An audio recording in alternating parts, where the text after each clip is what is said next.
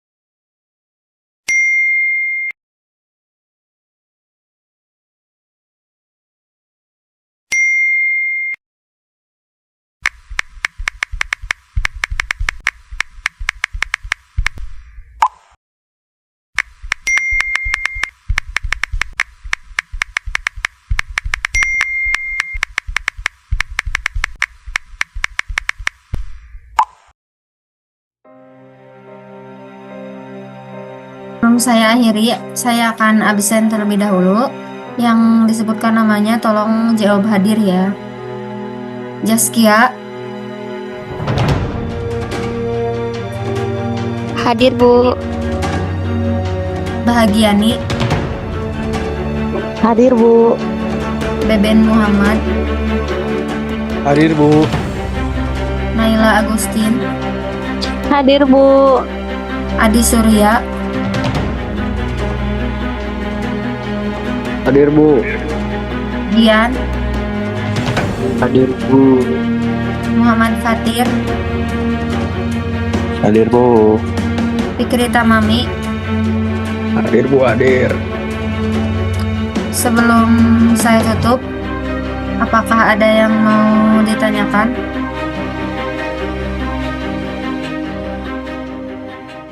Saya izin bertanya, Bu. Silahkan. Untuk tugas terakhir itu dikumpulkannya kapan? Untuk tugas terakhir dikumpulkan hari ini, terakhir jam 1 ya di meja saya. Jika tidak mengumpulkan, saya akan memberikan nilai D. Baik, Bu. Ada lagi yang mau ditanyakan? Tidak Bu, cukup Bu. Baik, dikarenakan waktunya sudah habis. Sekian untuk pertemuan hari ini. Terima kasih. Wassalamualaikum warahmatullahi wabarakatuh.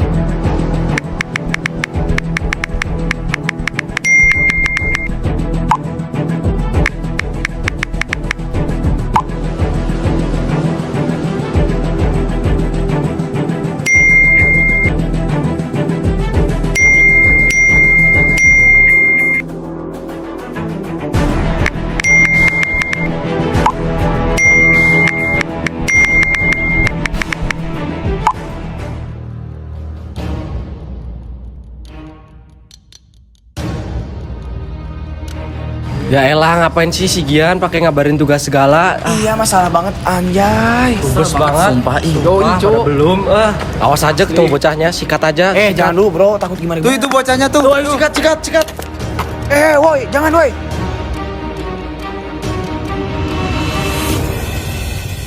Oh, jadi lo yang nyepuin tugas. Udah lah, ayo sikat aja, Bre. Sikat yo. Bang.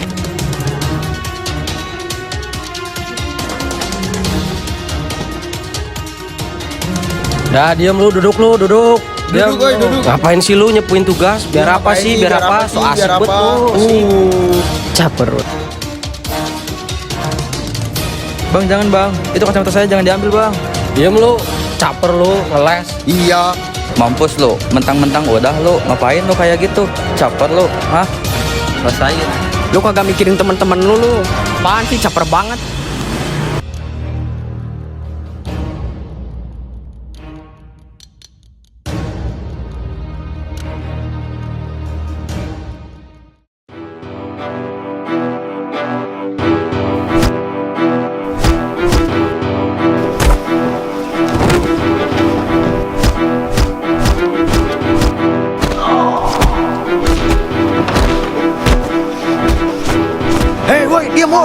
Diam woi. Hei, udah, jangan berantem. Kalian tuh apa sih? Udah mahasiswa loh. Udah tenang. Ada gua, tenang. Kalian tuh udah mahasiswa, kenapa pikirannya masih kayak anak kecil? Dia duluan tuh yang mulai nyari gara-gara. Lah, dia duluan yang caper. Udah, woi, gue bilang apa? Jangan gak usah gitu, udah, diam lu. Jangan kayak gitulah, orang dia gak salah. Salah lah, Ben. Iya, gue juga tahu lu marah ke dia, tapi jangan kayak gitu juga kali, bos. Kan kita dari awal juga kita keluarga, ngapain kok gini?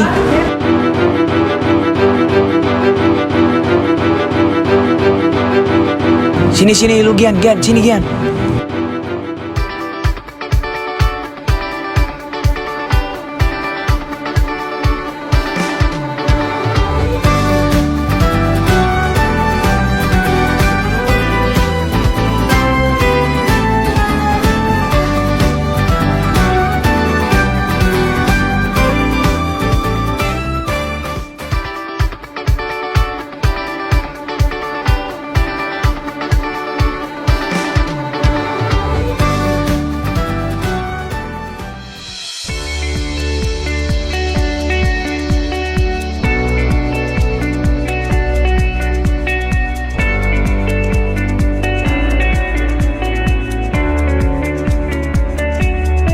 Teman-teman semuanya, teman-teman pasti sudah tidak asing kan dengan apa yang dimaksud dengan bullying?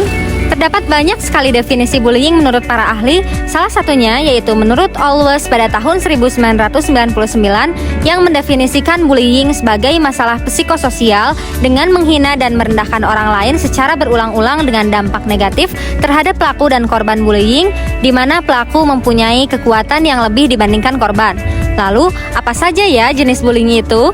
Jenis-jenis bullying ada 3. Yang pertama, pembulian secara verbal.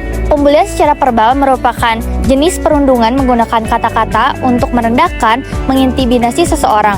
Contohnya seperti berkomentar negatif, mengolok-ngolok, serta mengejek. Lalu yang kedua yaitu bullying non-verbal. Nah, bullying non-verbal adalah tindakan intimidasi atau penghinaan yang dilakukan tanpa menggunakan kata-kata secara langsung.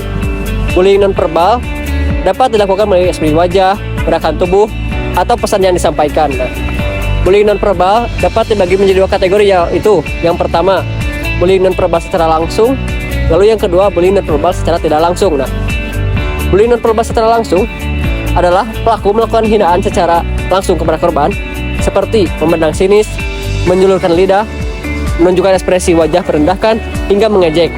Lalu selanjutnya yaitu bullying non-verbal secara tidak langsung. Nah, bullying non-verbal secara tidak langsung juga dikenal sebagai agresi relasional, bentuk intimidasi yang terjadi secara emosional, seperti mengacuhkan seseorang, memanipulasi persahabatan, hingga mengakhiri hubungan, dan sengaja mengabaikan. Nah, lalu, bullying non-verbal juga dapat berdampak emosional yang signifikan pada korban, seperti stres, rendah diri, depresi, atau bahkan berpikir untuk bunuh diri. Yang ketiga ada cyberbullying. Yang dimaksud cyberbullying ini merupakan salah satu tindakan perundungan atau salah satu tindakan kekerasan yang dimana bertujuan untuk menyakiti atau memalukan seseorang.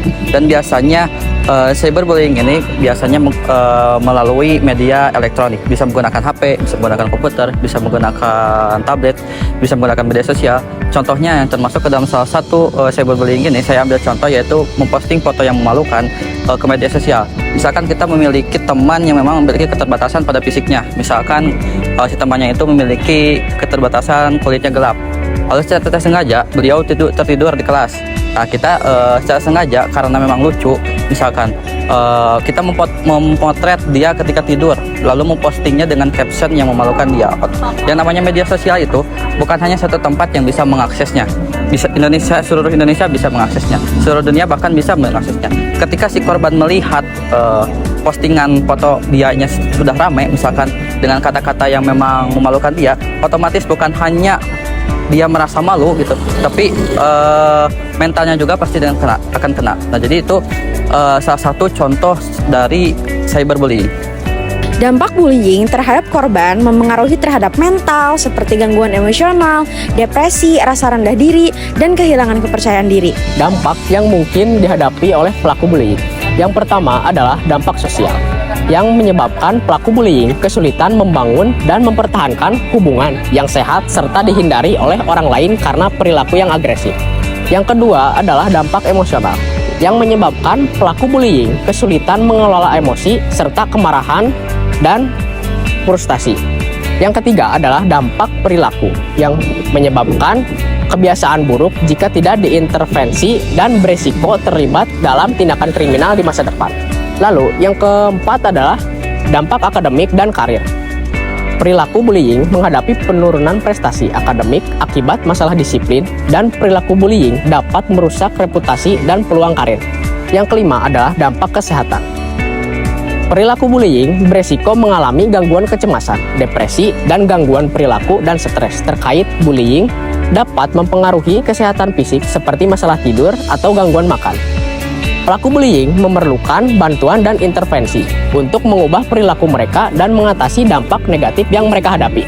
Sedangkan dampak yang bisa dirasakan oleh saksi bullying diantaranya mengalami perasaan yang tidak menyenangkan dan mengalami tekanan psikologis yang berat. Saksi bullying juga berpotensi terancam dan ketakutan bakal menjadi korban selanjutnya. Penyebab bullying bermacam-macam, mulai dari pengaruh pergaulan yang tidak baik hingga kurangnya empati. Bullying dapat menimbulkan trauma psikologis ataupun luka batin, baik pada korban maupun pelaku. Oleh karena itu, penting untuk mengajar anak tentang bullying supaya mereka tidak menjadi pelaku atau korbannya. Peran mahasiswa dalam menghadapi bullying di area kampus sangat penting untuk menciptakan lingkungan belajar yang sehat dan mendukung. Berikut adalah beberapa peran yang dapat dilakukan mahasiswa. Pertama, menjadi agen perubahan. Mahasiswa dapat menjadi agen perubahan dengan memberikan contoh perilaku yang positif seperti menghormati perbedaan, menghindari perilaku diskriminatif, dan mendukung teman yang menjadi korban bullying. Lalu, membentuk kelompok atau komunitas yang mempromosikan inklusivitas dan saling menghormati di kampus. Yang kedua, meningkatkan kesadaran, mengedukasi sesama mahasiswa tentang apa itu bullying, dampaknya, dan cara mengatasinya melalui diskusi, seminar, dan kampanye. Kedua, menggunakan media sosial untuk menyebarkan pesan-pesan anti-bullying. Lalu yang ketiga, mendukung korban, memberikan dukungan moral kepada korban bullying dengan mendengar, menemani, dan menunjukkan empati.